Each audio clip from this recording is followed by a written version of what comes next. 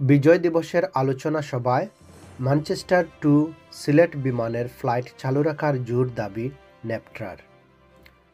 North England Bangladeshi TV reporters association এর উদ্যোগে বিজয় দিবস উপলক্ষে এক আলোচনা সভা অনুষ্ঠিত হয়।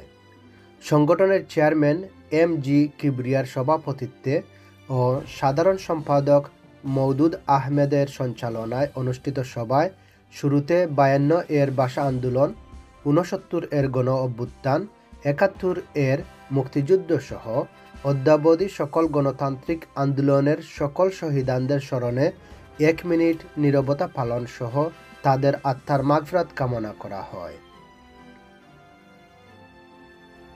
বিজয়ের 53 বছর পূর্তি উদযাপন ও আলোচনা সভায় বক্তারা বলেন, 16ই ডিসেম্বর এক গৌরবময় বিজয়ের দিন।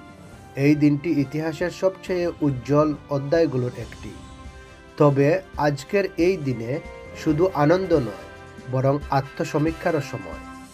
53 বছর আগে 1971 সালে বহু ত্যাগ ও রক্তের বিনিময়ে স্বাধীনতা অর্জিত হয়।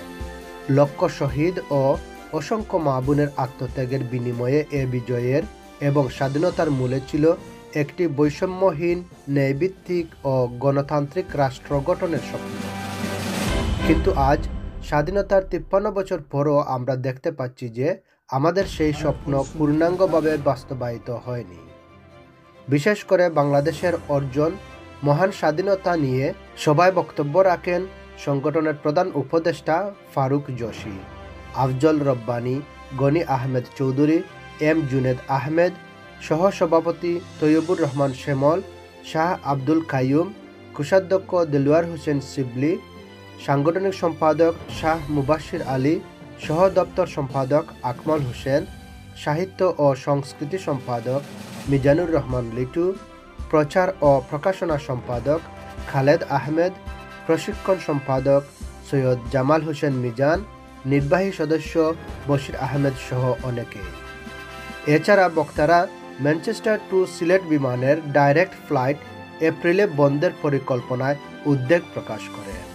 অবিলম্বে বিমান ও পর্যটন মন্ত্রণালয়ের বিষয়টি পুনর্বিবেচনা করে ফ্লাইট চালু রাখার জোর দাবি জানান।